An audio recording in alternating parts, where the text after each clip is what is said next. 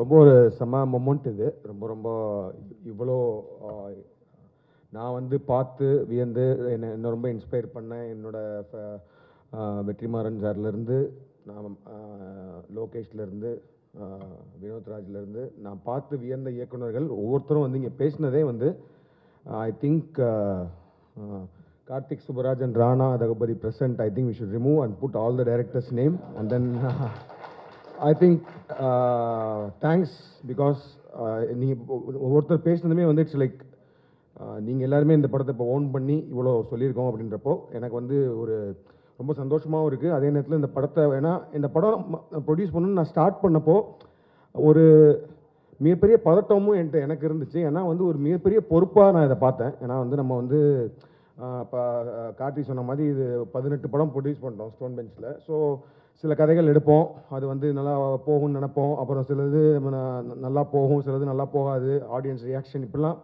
But ஆனால் இது அந்த மாதிரி படம் கிடையாது. இது வந்து this is a very very ஏன்னா இதை நம்ம இப்போ இதை தப்பாக பண்ணிட்டோன்னா இட் இஸ் இப்போ ஷோமி மாதிரி இன்னும் பல பேர் அந்த ஒரு ட்ரீம் இருக்குது. அந்த மாதிரி அந்த வார்லேண்ட்லேருந்து அவங்களுக்குள்ளே சொல்ல வேண்டிய கதைகளை வந்து cinema is the best art form to express the stories to the world அப்படின்றப்ப வந்து அதை நம்ம கரெக்டாக பண்ணணுன்ற ஒரு பதட்டம் இருந்துகிட்டே இருந்துச்சு. பட் ஆனால் அதை கண்டிப்பாக நான் பண்ணணும் அப்படின்ற ஒரு விஷயம் இருந்துச்சு. நான் கார்த்திகேயன் எல்லாம் பேசும்போதே இல்லை கண்டிப்பாக பண்ணிடலாம் அப்படின்ற மாதிரி தோணுச்சு. அண்ட் பண்ணி முடித்ததுலேருந்து இந்த படத்தோட அவுட்புட், படத்தோட எல்லாமே வந்து இட் ஷுட்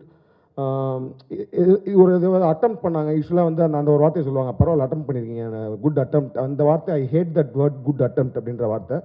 ஏன்னா அட்டம்ப்ட்னாலே வந்து என்ன so it is not it should be like a standard அப்படின்ற மாதிரி தான் இருக்கணும். ஸோ அதனால் இந்த படம் வரும்போது இது வந்து ஒரு மெயின் ஸ்ட்ரீம் சினிமா, நம்ம மெயின் ஸ்ட்ரீம் சினிமா ஆடியன்ஸு பார்த்து பழக்கப்படுற, பார்த்து என்ஜாய் பண்ணுற, பார்த்து ரசிக்கிற படங்களுக்கு எந்த வகையிலும் குறைச்சல் இல்லாமல் இதை ப்ரெசென்ட் பண்ணணும் அப்படின்றதுக்கும் மொத்தமாகவே ரொம்ப மெனக்கெட்டு தான் பண்ணியிருக்கோம். And I think today after நீங்கள் எல்லாருமே இந்த படத்தை பற்றி பேசினதுக்கப்புறம் I somehow feel very very content and happy. And I'm sure ப்ரெஸ்ஸும் மீடியாவும் இதை அதே மாதிரி கொண்டு போய் மக்களும் இந்த படத்தை வந்து பார்ப்பாங்க. பார்த்து அதுக்கான ஒரு என்ன கனவோடு இந்த படத்தை நாங்கள் உங்களுக்கு கொடுக்குறோமோ அது நினைவாகுன்ற நம்பிக்கை எனக்கு இருக்குது.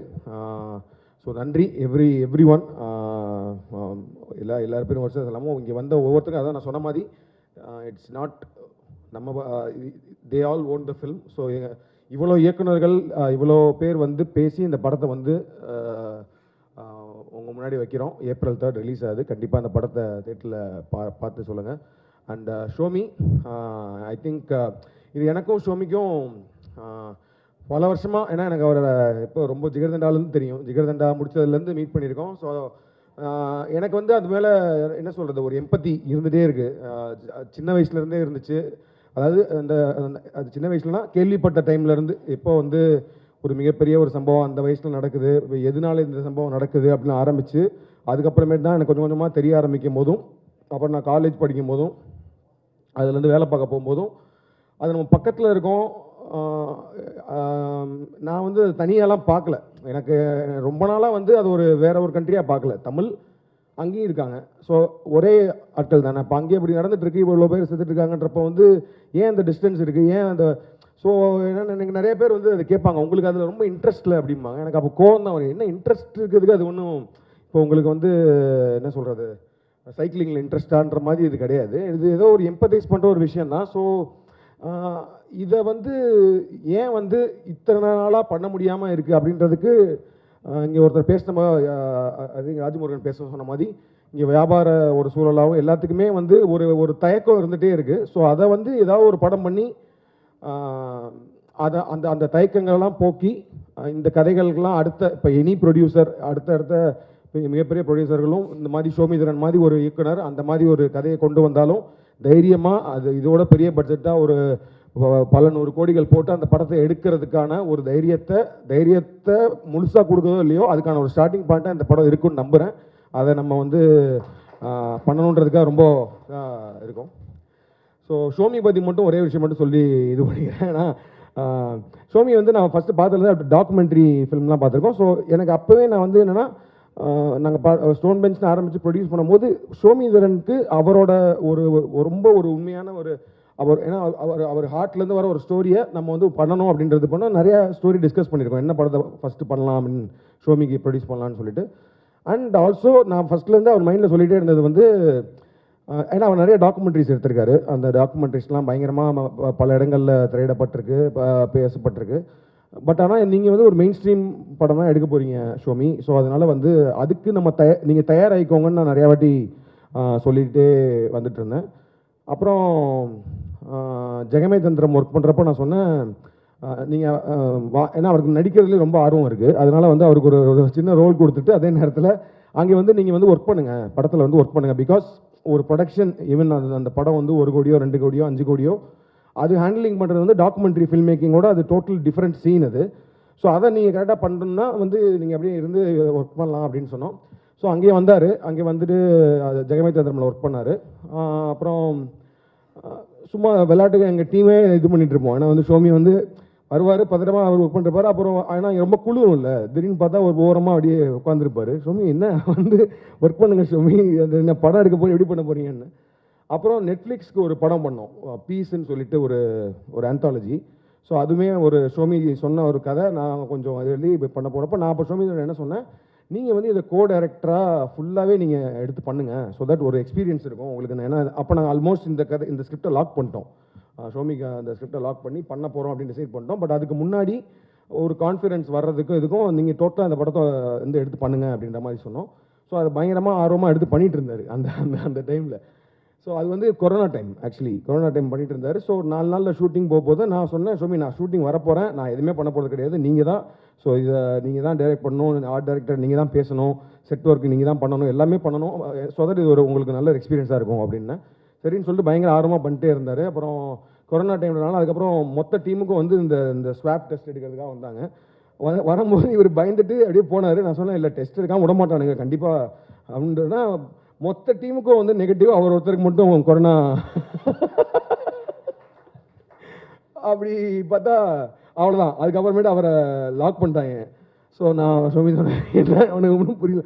ஸோ அதுக்கப்புறம் டேரெக்டாக அவரோட படம் தான் ஸ்டார்ட் பண்ணோம் நாங்கள். ஸோ அவரோட படம் ஸ்டார்ட் பண்ணிவிட்டு ஃபஸ்ட்டு டே அன்றைக்கி ஷூட்டிங் போயிருந்தப்போ கார்த்தி சொன்ன மாதிரி ஃபஸ்ட் டே ஷூட்டிங் போகிறேன். ஃபஸ்ட் டே ஃபஸ்ட் ஷாட்டு பார்க்க போனோம். ஷோமி அப்படி உட்காந்தாரு. அவங்க மேம் போயிட்டாங்க நினைக்கிறேன். அவங்களோட ஷாட், அவங்க வந்து ஒரு டோரில் நின்றுட்டு இருப்பாங்க, ஒரு பேக் ஷாட் ஒன்று இப்போ இந்த ட்ரெய்லரில் கூட வரும் நினைக்கிறேன். ட்ரெய்லர் ஷாட் வருதா இல்லை, ட்ரெய்லரில் ஒரு பேக் ஷாட்டு, அதுதான் நாங்கள் எல்லாமே நிற்கிறோம். First day first shot okay rolling அப்படின்னு சொன்னாங்க. அப்புறம் கட்டுன்னு சொன்னாங்க, 1 more take, second third take 4th டேக்லாம் இருந்துச்சு. அந்த ஃபஸ்ட்டு டேக் சொல்லும் போது பார்த்தா இவர் ஆக்ஷன் சொல்லவே இல்லை, ரோல் கேமரா ஆக்ஷன்லாம் சொல்லவே இல்லை. நான் பார்த்துட்டு ஷோமி நீங்கள் சொல்லணும்ல அப்படின்னா, இல்லை அப்படின்னு சைலண்டாக இருந்தார். பார்த்தா அவரோட ஃபஸ்ட் ஏடி யார், நம்ம விக்கி வந்து ரோல் கேமரா ஆக்ஷன் அப்படின்னு சொல்கிறாரு. இவர் பார்த்துட்டே இருக்கார். கட்டுமே வந்து ஒரு மானிட்டரை பார்த்துட்டு இப்படி மட்டும் சொல்லிட்டு போயிட்டார். அட பாவி, என்ன இதுன்னா வந்து இல்லை இதுதான் ஹாலிவுட்டாக ஏதோ சொன்னார், ஏதோ இதெல்லாம் இப்படி தான் பண்ணுவாங்க, டேரக்டர்ஸ் வந்து ஆக்ஷன் சொல்ல மாட்டாங்க. சரி ஓகே. இவர் அதுக்கப்புறமேட்டு அப்புறம் நாங்கள் வந்துட்டோம். ஃபஸ்ட் டே முடிஞ்சதுக்கப்புறமேட்டு வந்துட்டோம். அப்புறம் வந்ததுக்கப்புறம் என்னென்னா, நான் சொன்ன மாதிரி ஒரு பெரிய பொறுப்பு இருக்குது, இந்த படத்தை வந்து கரெக்டான பட்ஜெட்டில் முடிக்கணும், கரெக்டாக ப்ரெசென்ட் பண்ணுன்றப்போ வந்து போயிட்டு இருக்கும்போது அங்கேருந்து நான் வந்து அப்போ XXXோட ப்ரீ ப்ரொடக்ஷனில் இருக்கேன், ஜிகர்தண்டா XXXோட ப்ரீ ப்ரொடக்ஷன் லொக்கேஷன் பார்க்கலாம் போயிட்டுருக்கேன். ஸோ அங்கேருந்து ஃபோன் பண்ணி சொல்கிறாங்க, அந்த மாதிரி வந்து ஷோமி வந்து நிறையா டேக் போகிறாரு, பெர்ஃபெக்ஷன் அந்த மாதிரி நிறைய ரொம்ப டேக் போயிட்டே இருக்காரு, அதனால் என்ன சொன்னேன்னா, அப்புறம் நான் வந்து என்னோட அசோசியேட்ஸ் 2 பேர் பரத் அண்ட் சைலம், அவங்க 2 பேர் அனுப்பிச்சேன், நான் ஜஸ்ட் ஃபார் சப்போர்ட் அப்படின்னு சொன்னேன். ஸோ அவங்களும் போனாங்க. அவங்களும் போனதுக்கப்புறமேட்டு அவங்க எனக்கு ஃபோன் பண்ணிட்டு, நீங்கள் ஏன் வாங்க தயவுசெய்து, எனக்கு வந்து அவர் எனக்கு ஹேண்டில் பண்ணல முடியல எங்களுக்கால அப்படின்னாங்க. ஏன்னா பிரச்சனைன்னு கேட்டால், அப்புறம் சரி நானே போனேன், அந்த லொக்கேஷன் பார்க்கறதெல்லாம் நிப்பாட்டிட்டு ஒரு 10 days அங்கே போனேன். போயிட்டு ஜஸ்ட் ஒரு சப்போர்ட் தான், ஷோமி பண்ணிட்டு இருப்பாரு, சப்போர்ட் பண்ணிட்டு இருப்பாரு. பட் ஆனால் அங்கே போய் நான் பார்த்த ஒரு விஷயம் வந்து என்னை பயங்கரமாக எமோஷனலாக ஏற்படுச்சு. ஏன்னா அவர் நிறைய டேக் போகிறாரு அப்படின்றது வந்து என்னென்னா, இப்போ நான் சொல்கிறேன் இல்லையா, அது படம் அதுக்கு ஒரு மிகப்பெரிய பொறுப்பு இருக்குது அப்படின்னு சொல்லும் போது அவருக்கு, ஏன்னா இந்த கதையை கரெக்டாக கொடுத்துடணும் அப்படின்ற அந்த ஒரு பொறுப்புணர்ச்சி வந்து ஒரு பதட்டமாகவும் ஒரு இதாகவும் அது வந்து லிட்டரலாக என்னால் பார்க்க முடிஞ்சிச்சு. Before it says okay for any shot, அவர் ஏன் இத்தனை வாட்டி யோசிக்கிறாருன்னா அதுக்கு பின்னாடி மிகப்பெரிய பொறுப்பு ஒன்று இருக்குது அவருக்கு வந்து. ஏன்னா வந்து இந்த படம் தப்பாச்சுன்னா இதுக்கு பின்னாடி நிறையா ஃபில்ம் மேக்கர்ஸ்க்கான ஒரு ஸ்கோப் போயிருன்றனால அது ஏதோ ஒன்று ஒரு மைண்டுக்குள்ளே இருக்கிறத பார்த்தேன். அப்போ தான் I could understand. Okay, but நான் சொன்னேன் இல்லை, அதுக்காக அப்படி சொன்னீங்கன்னா ஒவ்வொரு ஷாட்டும் 27 டேக்லாம் போச்சுனாலாம் வந்து நம்ம ஓப்பன் பட்ஜெட்லாம் பண்ண முடியாது. அது பண்ணலாம். அதே மாதிரி சடனாக பார்த்தா சொன்ன மாதிரி ரொம்ப பரபரப்பாக ஷூட்டிங் போயிட்டு இருக்கோம். ஸ்டண்ட் மாஸ்டர் வெயிட் பண்ணிட்டு இருப்பாரு, ஆக்ஷன் இது பண்ணிட்டு இருப்பாங்க. அந்த புட்டு சமைக்கிற ஷாட்டில் ரொம்ப நேரம் உட்காந்துருப்பாரு. ஆனால் என்னன்னு கேட்டால் ரொம்ப ட்ரிப் ஆயிடுவார் அவர். ஏன்னா வந்து இல்லை தலைவா, எங்கள் ஊர்லலாம் அந்த புட்டு இருக்குல்ல, அதில் வந்து இப்படி ஒரு ஸ்மோக் வரணும். ஆனால் அதுக்குள்ளே ஒரு லவ் டு தேர் ஹோம்லேண்ட் அது இருக்குது. ஏன்னா வந்து அந்த ஊரையும் அந்த வீட்டையும் அவரால் திரும்ப பார்க்க முடியாது. அந்த ஃபுட்டை வந்து அதே மாதிரி ஒரு லகம் பண்ண முடியாதுன்ற ஒரு வழி இருக்குது. ஆனால் அந்த விஷயங்கள் இருக்கனால வந்து பட் ரியாலிட்டி. ஸோ நான் ஒரு ரியாலிட்டி செக்காக இருந்துகிட்டே இருப்பேன். ஓகே ரசிச்சுக்கோங்க புட்டை, பட் ஆனால் ஓகே டைம் ஆகுது, ஷார்ட் போகலாம் அப்படின்னு சொல்லிட்டு. ஸோ ஒரு பாயிண்டில் எல்லாருமே சனந்த்லாம் அப்படி தான். சனந்த் வந்து ஆக்சுவலி படத்தில் வந்து சனந்த் வந்து ஒன் ஆஃப் த ஒரு மெயின் இதுதான். ஸோ எப்படின்னா சனந்த்லாம் டெய்லி வருவான், வந்துட்டு அவனோட காஸ்டியூம் வந்து ஒரு லுங்கி ஒரு சட்டை தான் போட்டு வருவான். நான் அப்புறம் சொல்லுவேன் அவன்கிட்ட, டே இல்லைடா உனக்கு நீங்கள் ஷூட்டிங் இருக்காதடா அப்படின்னு. ஏன்னா அப்படிங்கம்மா, இருக்காதடா பாடுறா அப்படின்னு பார்த்தா அவர் உள்ளுக்குள்ளே எடுத்துகிட்டு இருப்பார் புட்டு இதெல்லாம் எடுத்துகிட்டு. கடைசியில் பார்த்தா வந்து இல்லை சனந்த் உனக்கு கிடையாது அப்படின்னு. இந்த மாதிரி 3 நாள் 4 நாள் வந்து அப்புறம் 5 நாள். ஸோ மொத்தமாக சனந்தோட என்டையர் போர்ஷன் வந்து 1.5 நாள் எடுத்தது தான். ஆனால் ஒரு 10 நாள் இருந்தாங்க. பட் ஆனால் 1.5 நாள் எடுத்துட்டோம். பட் ஆனால் எல்லாருக்குமே I think Naveen every one have a lot of stories behind it. But all this has one very deeper emotion to it. அதாவது வந்து அது வந்து ஒரு சொல்ல முடியாத, நம்மளாம் உணராத ஒரு எமோஷன் இருக்குது. அந்த எமோஷனை கரெக்டாக இந்த படத்தில் கொண்டு வந்து கரெக்டாக ப்ரெசென்ட் பண்ணுன்றது எனக்கு ஒரு மிகப்பெரிய பொறுப்பாக இருந்துச்சு. அந்த ஒரு பொறுப்பு இன்றைக்கி வந்து நான் almost because of all your presence and speech I feel that you almost done it. இன்னும் வந்து இது படத்தில் தேட்டருக்கு வந்து அது வெற்றி பெறது மட்டும்தான் பாக்கி இருக்குது. அதுவுமே நடந்துரும்னு நினைக்கிறேன். நன்றி, வந்த ஒவ்வொருத்தருக்கும் நன்றி. இந்த and press and media always you have been supportive to me, Stone Bench எல்லாருக்கும். ஸோ அதனால் இந்த படத்தோட ப்ரெஸ் ஷோ வந்து கொஞ்சம் ஏர்லியராகவே 2-3 days பிஃபோரே பிளான் பண்ணுறோம். இந்த படத்தை நீங்கள் முன்னாடியே உங்களுக்கு காட்டணும்னு ஆசைப்பட்றோம். படம் பார்த்துட்டு நீங்களும் இந்த படத்தை வந்து கொண்டு போய் சேர்க்கணும். Thank you every one.